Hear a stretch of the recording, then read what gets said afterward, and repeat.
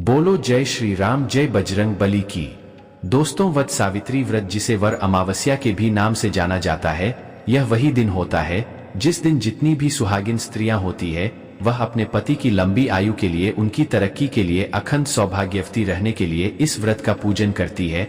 इस व्रत को पूरे सच्चे मन से करती है और यह वर अमावस्या जो होती है ना, यह आपके पूरी परिवार की इच्छा को पूरा करती है। परिवार में चाहे किसी भी तरीके का संकट क्यों ना चल रहा हो, इस दिन एक छोटे से उपाय से आपके सारे संकट खत्म हो जाते हैं।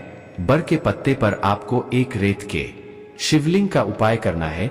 आपके परिवार के किसी भी व्यक्ति की जो भी इच्छा होगी पूरी जरूर होगी। पूज्य गुरु जी की कथा से सुन करके और समझ करके पूरे उपाय को बड़े ही विस्तार से बताऊंगा। दोस्तों, आगे बढ़ने से पहले आपसे निवेदन करेंगे कि हनुमान जी के अगर आप सच्चे भक्त हैं तो इस वीडियो को एक लाइक करें और कमेंट बॉक्स में जय बजरंग बली, जय श्री राम अवश्य लिखें। दोस्तों, पूज्य गुरु जी ने कहा कि इस दिन वटकेश्वर महादेव का पूजन किया जाता है और जो व्यक्ति वटकेर पूरे सच्चे मन से कर देता है, एक छोटा सा उपाय भी कर देता है ना, मेरा बाबा उतने में ही उसका कल्याण कर देता है। इस दिन जितनी भी स्त्रियां होती है वो पूरा 16 श्रृंगार करके बर के पेड़ की पूजा करती है और जब इस बर के पेड़ की जब वो पूजा करती है ना, तो वह अखंड सौभाग्यवती नारी बन जाती है। उसके पति की कभी भी अकाल मृत्यु नहीं होती है। इस पूरे वीडियो में हम 3 महा उपायों के बारे में बात करेंगे। सबसे पहले बात करते हैं पहले वाले उपाय की। पहला वाला उपाय किन लोगों को करना है वह चीज ध्यान से सुनिए कि अगर आपके परिवार में किसी भी तरह की कोई मुसीबत चल रही है, किसी भी तरीके का कोई अदालत का केस चल रहा है, कोई प्रशासनिक कार्यवाही चल रही है, आपको जीवन में सफलता नहीं मिल रही है, जिस कार्य में आप हाथ डाल रहे हो उसमें अगर आपको सफल होना है तो एक छोटा सा उपाय यह वाला आज के दिन आपको करना ही करना है। पूज्य गुरु जी ने यहाँ तक कहा कि अगर आपके परिवार का कोई भी व्यक्ति, बच्चा, बेटी कोई भी एग्जाम पास नहीं हो रहा है, अच्छे नंबर नहीं आ रहा है, तो भी इस वाले उपाय को कर लीजिएगा। मेरे बाबा ने चाहा तो अगला एग्जाम उसका पास होगा, सफलता मिलेगी। करना कैसे है, आपको लेना होगा इस तरीके से एक बर का पत्ता, ठीक है ना, इस तरीके से एक बर का पत्ता ले लोगे। मैंने यहाँ पर दिखा भी दिया है। इस तरीके का वट वृक्ष का पत्ता होता है, बर का पत्ता होता है। साथ ही साथ आपको लेना होगा थोड़ी सी बालू रेत है ना, बालू रेत मिल जाए तो बहुत अच्छी बात है, नहीं मिलती है तो आप मिट्टी भी ले सकते हैं। पूज्य गुरु जी ने बालू रेत का बोला था इसलिए मैंने आपको बता दिया, वरना आप मिट्टी भी ले सकते हैं। कहाँ की मिट्टी लेनी है, इस चीज का ख्याल रखना। किसी भी वट वृक्ष के पेड़ के नीचे जो भी मिट्टी हो उसी मिट्टी को आपको काम में ले लेना है। सबसे महत्वपूर्ण चीज जो पूज्य गुरुजी ने बताई है वह है दही। कितना दही लेना है, आपको लेना है 3 चम्मच दही लेना है। इसका भी एक क्रम है, कितना लेना है, 3 चम्मच दही आपको ले लेना है, ठीक है। और 1 लोटा शुद्ध जल अपने घर का ले लेना, ठीक है। अगर आपने बालू रेत ले ली तो बहुत अच्छी बात है, नहीं ली है तो वट वृक्ष के नीचे जैसे ही आप यहाँ पर पहुंचेंगे जो भी मिट्टी है उसी मिट्टी को आपको लेना है। उसी मिट्टी से आपको एक पार्थिव शिवलिंग का निर्माण करना है। लेकिन एक बात का ख्याल रखना कि जो भी पार्थिव शिवलिंग बनाएंगे वो उस एक बर के पत्ते को पहले नीचे रखेंगे और उसी के ऊपर आपको इस पार्थिव शिवलिंग का निर्माण करना है। शिवलिंग का निर्माण करने से पहले इस मिट्टी के अंदर आपको जल से, दूध से, दही से आपको सींचना है और उसके बाद इस शिवलिंग का निर्माण करना है। पूज्य गुरु जी ने कहा आप जलाधारी बना सको तो बना लेना, वरना कोई जरूरत नहीं है।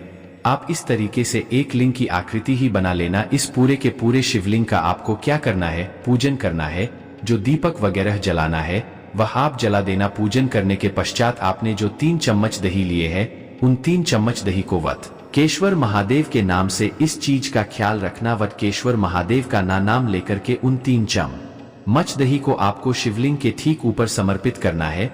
यह चीज ध्यान रखना, जिस कामना के लिए आप कर रहे हो, जिस केस के लिए, सफलता के लिए आप कर रहे हो, उस सफलता की कामना करते हुए आपको इन 3 चम्मच दही को शिवलिंग के ऊपर समर्पित कर देना। कामना बोल करके इन 3 चम्मच जो दही आपने समर्पित किया है ना, इसे निकाल करके किसी भी एक कटोरी के अंदर इकट्ठा कर लेना। थोड़ा सा दही, ठीक है ना, थोड़ा सा दही इकट्ठा करके जो आपने 1 लोटा शुद्ध जल लिया, ओम नमः शिवाय, श्री शिवाय नमस्तुभ्यं का स्मरण करते हुए शिवलिंग पर समर्पित करके इसको विसर्जन कर देना। विसर्जन करने के पश्चात यह वाला जो दही है इसे लेकर के अपने घर पर आना और घर पर लाकर के किसी भी चंदन को मिलाकर के इसके अंदर, जब भी आपके बच्चे एग्जाम देने के लिए जाए, स्कूल जाए, पति आपके घर से बाहर निकले है ना, एक इस चंदन की जिसके अंदर दही मिला हुआ है उसकी एक बिंदी लगा करके निकल जाना, चाहे कैसा भी केस चल रहा हो। जीत आपकी होगी। किसी एग्जाम के लिए जाल रहे हो, वो एग्जाम पास होगा ही होगा, अच्छे नंबर से पास होगा। पूज्य गुरुजी का बहुत अद्भुत और अचूक उपाय है,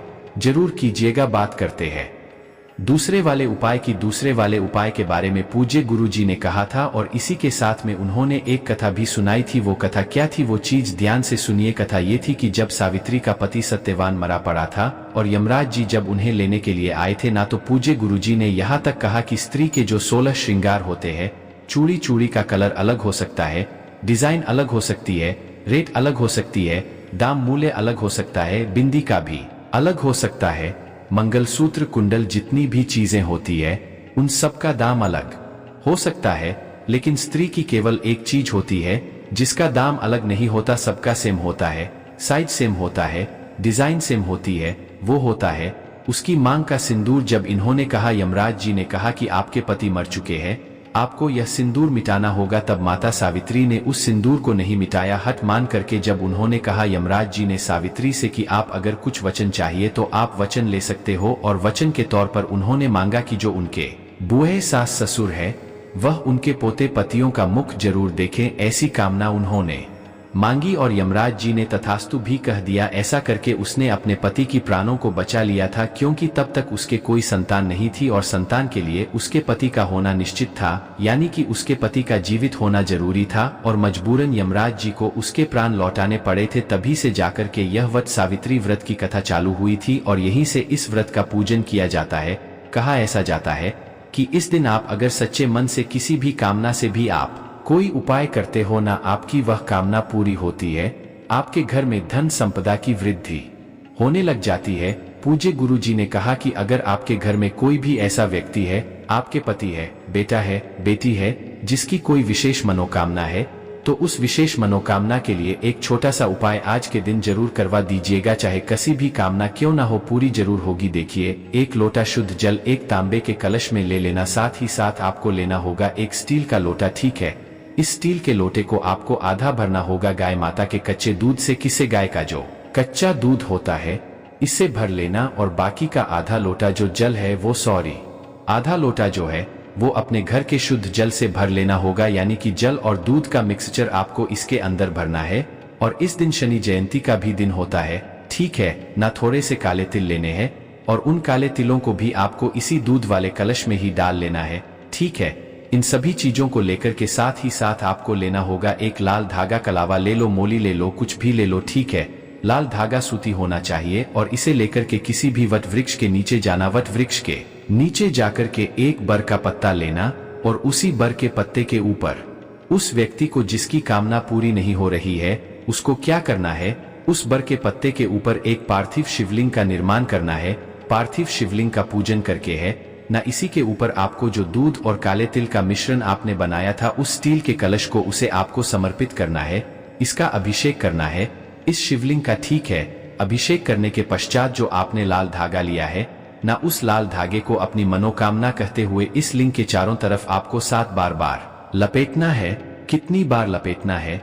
7 बार आपको इस लिंग के चारों तरफ लपेटना है अपनी मनोकामना कहते हुए। मनोकामना कहने के पश्चात हो सके तो एक दीपक यहाँ पर प्रज्वलित करके 2 मिनट बैठ करके महादेव जी का अनुमोदन करके जो एक लोटा शुद्ध जल आप लेकर के आए हो इसको इसी शिवलिंग के ऊपर समर्पित करके अपनी मनोकामना कहते हुए वटकेश्वर महादेव के नाम से इस पार्थिव शिवलिंग का विसर्जन कर देना। अगली अमावस्या आने तक आपकी वो कामना पूरी जरूर होगी। पूज्य गुरु जी का बहुत अद्भुत और उपाय है, जरूर कीजिएगा। जरूर पूज्य गुरु जी के सभी उपाय बहुत ही ज्यादा खास और अद्भुत जरूर कीजिएगा। तो दोस्तों, आप भी इन सिद्धि ज्ञान से इन सभी सिद्धियों को प्राप्त कर सके हैं। तो दोस्तों, मैं आशा करता हूं ये वीडियो आपको अच्छा लगा होगा। अगर अच्छा लगा तो वीडियो को लाइक, शेयर और चैनल को सब्सक्राइब करें। धन्यवाद। बोलो जय श्री राम, जय बजरंग बली की।